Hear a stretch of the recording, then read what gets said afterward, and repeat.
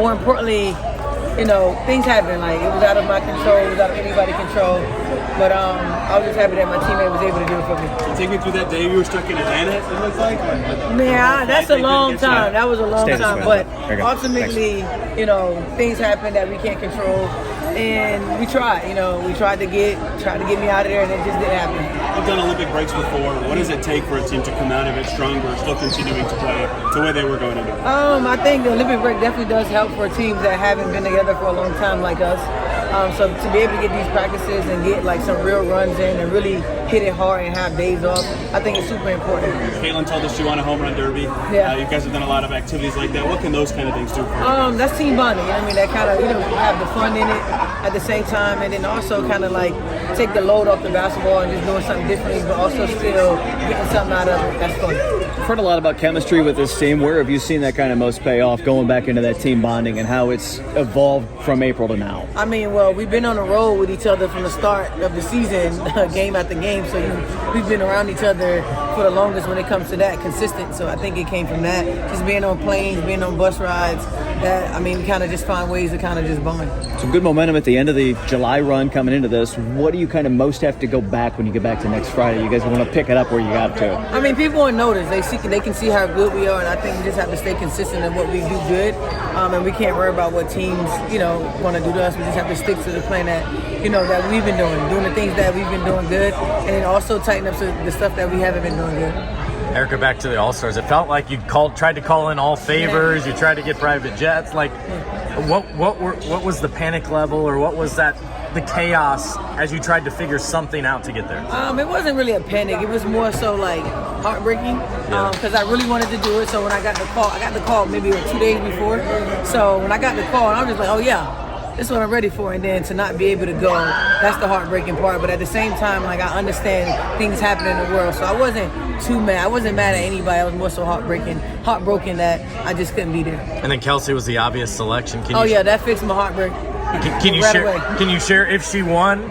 How was the split? Were you getting half? Were you getting a portion? That's between me and Kelsey. Oh, okay. But I was just happy that it was one of my teammates was able to do it versus them switching me out for someone else. And then in terms of, I think you were already in Atlanta for a restaurant or type opening. How'd that go? Tell us what you're doing down there. So I just recently opened a restaurant called Cliche Wine and Tap Bar. That's 5 minutes from the airport. It's in College Park. It's Americanized food, but top shelf wine, top shelf liquor is very nice. It's a 3-level restaurant where you get the elegant, you get the patio vibe, and then you get the daytime vibe, roof recline back. So it's a pretty nice spot, probably one of my biggest investment. I'm super proud of it because it's coming together well. What was the inspiration behind that? Because we all know that takes a lot of work to get going. Yeah, that takes a lot of work, but also just knowing good friends who that's just in the industry that just always a part of investment, which I've been blessed to have a circle of people that's always put me on with investment. So that was one of them, and it's scary as hell, man, when you got to put out a lot of money and you don't see no returns right away. But things take time, and I've been patient. And I'm happy with the outcome that we had. Among the things you guys have done in the community, you went to the State Fair. Mm-hmm. What was that experience like? It's, I think, a lot of kids out on the court and be part of a grand opening. No, that was pretty dope, man. It was hot, but that was pretty dope to just be able to see the kids just react to the things that we're doing in the community. And I think people forget that we also human, so we like those type of things too as well. So to be able to get a funnel cake and corn, this brought us back to our childhood memories. So we definitely had fun doing it. In what way is this team best positioned to springboard coming out of the break? Whereas a team like Vegas, has 3 or 4 players overseas. You guys, outside of Christie, have everybody here ready to take off. We're that team that need it because typically our team, most teams would bring their players back that's been here for 2 or 3 years. Like, our system has changed, and to be able to have these practice, to get more practice in, to kind of fine-tune some things that we need to fine-tune is super important right now. Were you at the airport? Did you go back to the restaurant? Where'd you watch the skills challenge at? I watched it in my house. Me and my family were... I actually have a video. I got to find it in my phone. I actually have a video of me and my family just cheering Kelsey on as she, it was special that she also wore my jersey too as well. But me and my family were super hyped in the living room. Does she still have that jersey?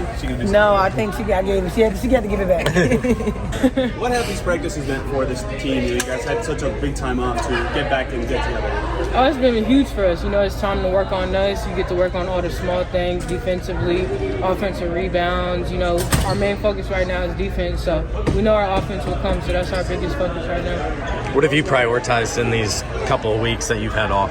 Free throws, just, you know, earning my money at the stripe. I go so many times, it's like I got to knock those down to get extra points on the board for us, so that's been my main focus. How have these games outside of basketball kind of broken up the monotonous of practice when there are no basketball games?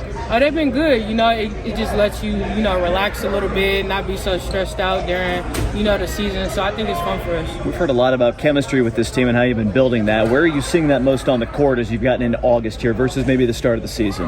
I would say we know how to communicate with each other now. You know, we could go up to each other, you know, critique each other in the positive ways. You know, in the beginning, you don't really know how to, you know, talk to people, what their reactions would be. So I feel like us being together has just been good for us. What was that ziplining experience like? Because some probably love that stuff and some are scared from it. It was fun for me. You know, Yeah. I like things that like challenge you to, you know, just think outside the box, do things that you're not comfortable with. So it was a good experience. We've heard a lot about defensive focuses in these practices. What would it take to you for you guys to be better in these last 14 games on that end of the floor? Oh, it's just pride. You know, defense is all about pride and wanting to do it. So, you know, that's what we're teaching here right now. So it's our focus.